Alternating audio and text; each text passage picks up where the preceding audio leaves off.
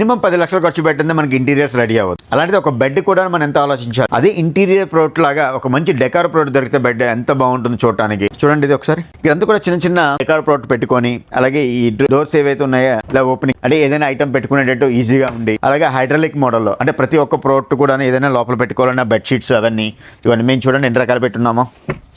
దాదాపు ఒక 4-5 బెడ్షీట్లు, 3 కంఫర్టర్లు, ఒక 6 పిల్లోస్, ఇవన్నీ కూడా ఇందులో స్టిక్ అయిపోతాయి హ్యాపీగా.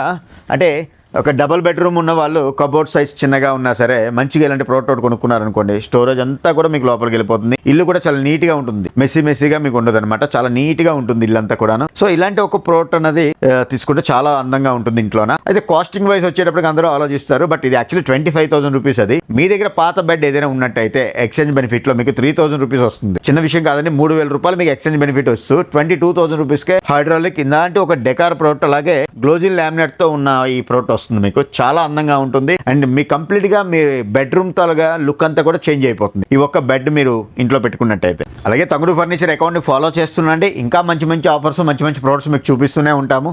Thank you.